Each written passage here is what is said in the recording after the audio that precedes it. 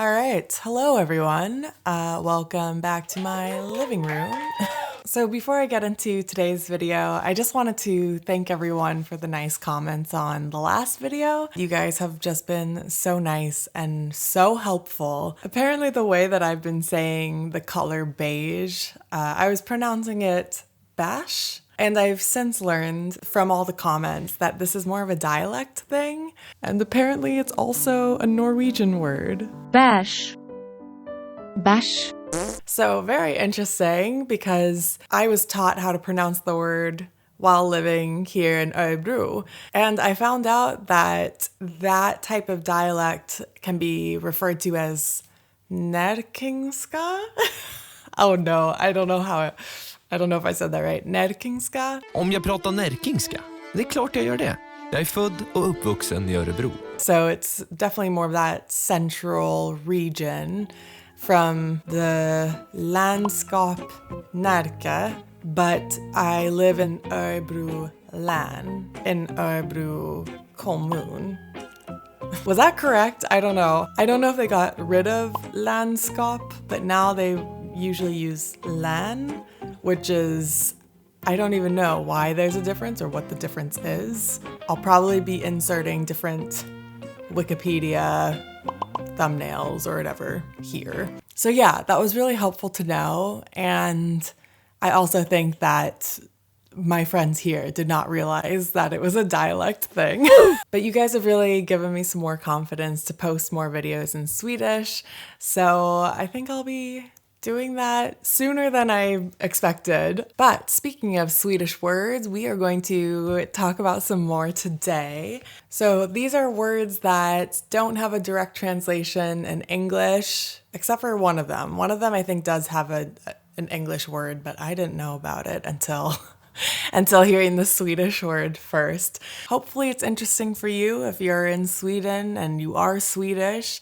And then hopefully this is interesting for maybe people learning the language. So let's get into it. I worked as a bartender here for a little while, and I had a few people order a grogg. I didn't realize what that was, but apparently a grogg is a drink that has 2 ingredients.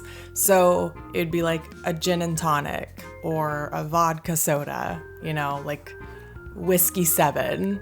So it's just 2 ingredients and an alcoholic drink, and they call it a grogg. Yeah, so in English, I would call this just a mixed drink.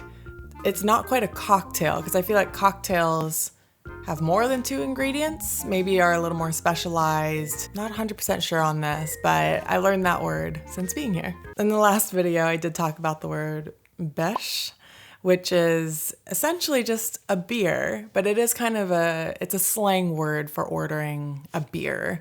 I guess there probably are some similar slang words in English that you could say for beer, you know, like, oh no, I don't sound cool trying to say any of these, but brewski, do people actually order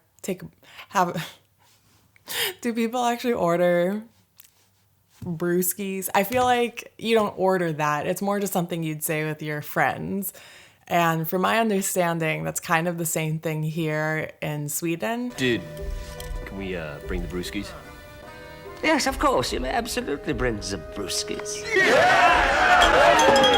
You wouldn't go to the bar and say like, oh, like, jag tar en bärs. I think you kind of say it to your friends, like, hey, let's go have a bärs, you know? I think. I feel like people are going to get mad at me if I'm explaining this incorrectly. Okay, so we have another beer-related one. Why are these all related to alcohol? I don't know. But if you go to the bar and order a Stor, that is basically asking for a house beer, like the cheapest, strongest beer you have. They have a word for it here, which I love it. I love that they have their own word for this because as far as I know, there isn't a direct translation for this. I feel like if you go into a bar in the States, you can ask for a house wine. So it makes sense that there would be another word, but for beer. And so in Sweden, they have that here. A Stor is just like, just give me what you have. And Yeah, in the States, I feel like you actually have to specify, like, either you'd have to say, oh, I want your cheapest, strongest beer. That's a lot of words. Or you'd have to specify, like, oh, do you have... I was going to say Miller Lite, but I really don't want to give credit to Miller Lite. Like, oh, do you have any local beers? And then you have to get the whole list from the waiter of, like, what's available, and then you choose one. Although I'm curious, if you guys actually have a word that I'm just totally blanking on in terms of, like, a house beer, let me know. Because, yeah, I'm really not thinking of anything that would be equivalent. So another word that I just learned recently is Kallsup. It's a very specific word, but also is helpful, I guess. So a Kallsup is an involuntary drink of water.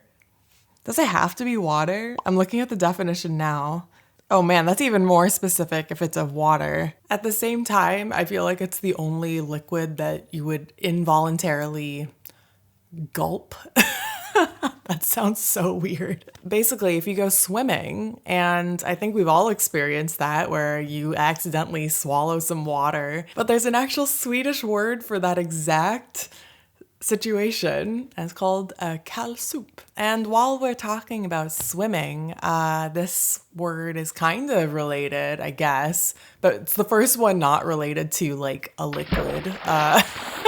This word makes me laugh really hard because somebody asked me, oh, what's the English word for parasol? And I was like, I don't know. I don't know what that is. And they pulled up a picture and I was like, oh, that's just like a big umbrella. And it is a big umbrella. Okay, this is the only word on the list that actually does have the English equivalent, which apparently it's just parasol or parasol. And that's how you say it with American English, parasol. But I just thought it was so funny because I thought I was going crazy. I'm like, is there an actual name for this? And I had texted my sisters and I said, like, oh, what do you call the big umbrellas that you bring to the beach? And both of my sisters were like, I think that's what you call it. It was just a big umbrella.